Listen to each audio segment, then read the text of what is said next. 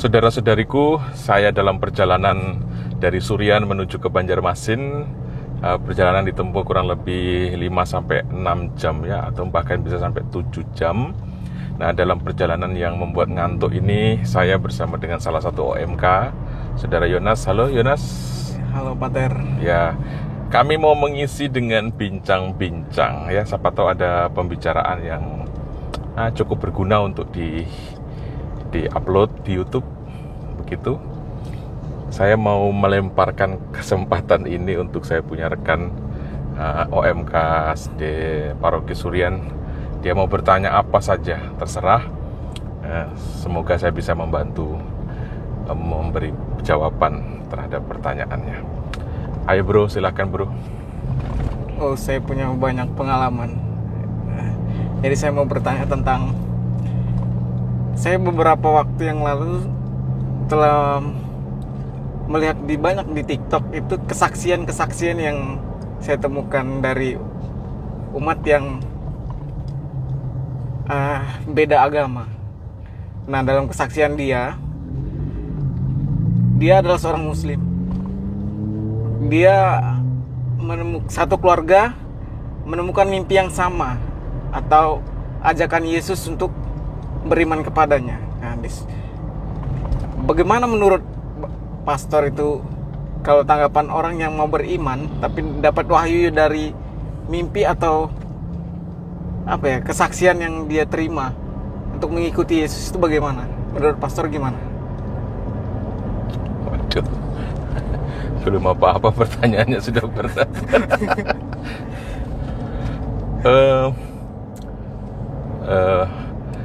Menurut saya begini ya, orang tidak mungkin mimpi tentang mangga kalau dia tidak pernah melihat mangga, begitu. Dan orang tidak akan pernah bermimpi tentang harimau kalau dia sama sekali belum pernah melihat sosok atau gambaran harimau, baik di TV ataupun bertemu langsung. Nah, saya itu juga berpikir, kalau ada orang bermimpi ketemu Tuhan Yesus, lalu ada Yesus mengajak di situ, pasti saya yakin dalam pengalaman hidupnya, ia pernah berpikir tentang Yesus, pernah mendengar tentang Yesus, pernah mendapatkan pengajaran mungkin, atau bahkan mungkin bercerita, ngobrol, diskusi dengan orang tentang Yesus, begitu. Ya, saya sangat percaya akan hal itu, karena tidak mungkin dia tahu bahwa itu Yesus kalau seketika begitu saja muncul dalam sebuah gambaran mimpi. Tiba-tiba muncul ada sosok begitu, lalu ngaku-ngaku Yesus, lalu siapa itu Yesus, begitu ya. Jadi orang yang mendapatkan mimpi atau apa gitu, saya sangat percaya bahwa itu menjadi gambaran dari apa yang dia pikirkan, apa yang pernah dia gumuli juga, begitu bro, saya sangka. Terus persoalan orang masuk Kristen atau masuk menjadi pengikut Kristus itu bukan persoalan otak saja. Banyak orang yang mengakui mencintai Kristus, tetapi hatinya belum jadi Kristen, bro. Begitu, ya. Banyak orang yang mengatakan pindah agama, sebelumnya Islam atau seorang Muslim lalu menjadi seorang Kristen. Dan anehnya, pikirannya memang pikiran orang Kristen. Dia menerima Yesus, mengakui Yesus, memuji Yesus, tapi hatinya itu belum tentu loh. Maksudnya begini, orang yang mau menjadi Kristen itu bukan hanya soal pengetahuannya tentang Yesus, Yesus yang mengajar cinta kasih, Yesus yang mengajarkan kebaikan, kebenaran, bukan hanya tentang itu, tetapi soal spirit batinnya itu loh. Makanya agak aneh kalau ada orang yang pindah dari kepercayaan Islam menjadi Kristen, tetapi ketika pindah, isi dari kesaksian-kesaksian hidupnya adalah menelanjangi dan seakan-akan membangun propaganda untuk membenci agama sebelumnya. Padahal membenci itu salah satu hal yang kontradiktif ketika kita mau menjadi pengikut Yesus, begitu ya. Jadi kalau mau jadi pengikut Yesus, itu pikiran, hati, batin, dan kemudian perkataan serta perbuatan harus balance, harus sungguh-sungguh memang mengikuti Yesus. Jangan cuma pikiran yang ngikutin Yesus, tetapi hati dan tutur kata malah ngikutin karakter antikristus begitu. Jadi itu banyak loh, ketika baru pindah agama menjadi Kristen, ya, lalu membuat kesaksian yang menjelek-jelekkan, menelanjangi, menceritakan keburukan-keburukan agama sebelumnya, dan itu sangat diberi ruang di dalam banyak komunitas begitu, sehingga orang seakan-akan merasa senang ketika ia menjadi kuat dengan cara memperlemah orang lain, ketika dia merasa hebat ketika mampu untuk membuat orang lain itu terkapar. Jadi kekristenan sejatinya bukan seperti itu.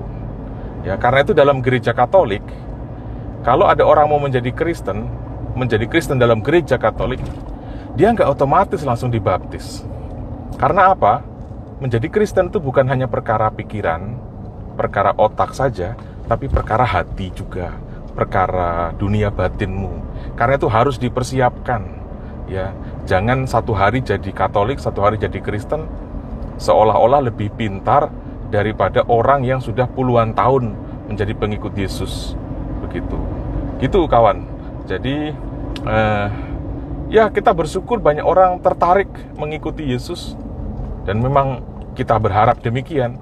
Tetapi sekali lagi, mengikuti Yesus itu bukan hanya pikiran, ya, bukan hanya pikiran, tapi juga menyangkut hati, menyangkut spiritualitas, tidak hanya intelektualitas begitu. Ya, karena itu saya sangat sesalkan sebetulnya orang yang mau menjadi Kristen tetapi hanya karena terprovokasi secara intelektualitas. Karena apa? Dia menjadi Kristen karena membandingkan. Ya, oh ajaran agama sana begini, oh di Kristen begini, kalau gitu saya memilih yang ini. Nah, bagus kita membandingkan secara intelektualitas begitu, tetapi ingat, mengikuti Kristus atau beriman itu bukan sekedar otak, tetapi juga menyangkut aku juga mau mengikuti dunia batin Yesus. Aku juga mau mengikuti spiritnya Yesus. Ya, spirit yang tidak menjelek-jelekkan, yang mau mengampuni, yang tidak mempropagandakan kebencian, itu juga harus diperhitungkan, ya, sebagai pengikut Kristus. Begitu. Jadi kalau ada orang mengaku mau menjadi Kristen karena mimpi, ya oke-oke saja.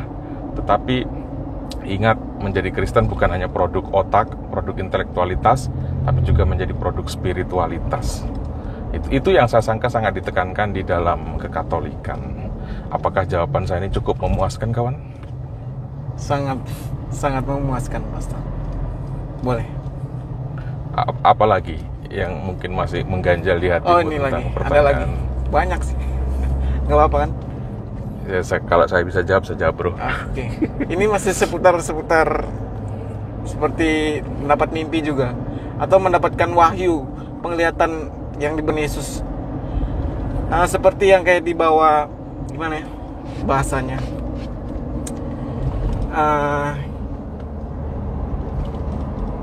Kayak seakan dia dibawa oleh Tuhan Yesus itu menuju neraka atau surga atau api penyucian. Nah, itu banyak kesaksian yang saya temukan. Maksudnya penampakan gitu. Itu menurut pastor gimana? Maksudnya penampakan gimana ini?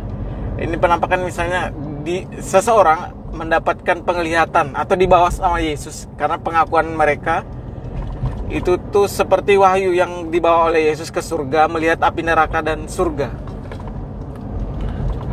Oh. Jadi dia bagaimana di api neraka itu, kegiatan di api neraka itu kayak gini, di api penyucian bagaimana juga, dan di surga itu bagaimana? Itu hanya terdapat di setiap orang yang mendapatkan itu, nggak semuanya yang mendapatkan itu. Penglihatan seperti itu. Sebetulnya gini, Gereja Katolik itu tidak pernah mengajarkan itu, ya. Gereja Katolik tidak pernah menulis secara sangat eksplisit menyangkut gambaran seperti apa sih aktivitas orang di api penyucian, aktivitas orang di neraka, aktivitas orang di surga misalnya, seperti itu. Tidak pernah ada ajaran gereja yang mengungkapkan seperti itu. Nah, kalau ada kemudian pengakuan-pengakuan seperti itu, kita tidak wajib percaya, Pertama itu ya. Dan ingat,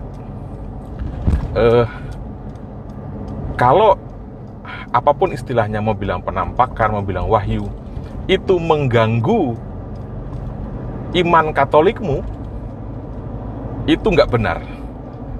Maksudnya, contoh ya, misalnya orang Katolik mengatakan sesudah mati, jiwa-jiwa itu menuju, kalau bukan ke neraka, bagi orang yang mortal sin atau dosanya nggak terampuni, atau pergi ke api penyucian, yang pasti nanti dia akan masuk surga, atau langsung ke surga misalnya begitu. Jadi, tapi tiba-tiba Anda mengatakan, pastor, saya dapat penampakan ada pastor yang sudah mati itu, dia jalan-jalan terus ngetuk-ngetuk kamar saya, pastor, gitu. Saya ditampaki terus-menerus misalnya begitu. Nah, ini kan mengganggu iman, dalam arti, loh, ini gereja Katolik ini benar apa tidak sih? Katanya kalau orang meninggal itu langsung ke antara tiga tempat itu, tapi kok ini kok malah bolak-balik datang gentayangan seperti ini. Itu mengganggu iman.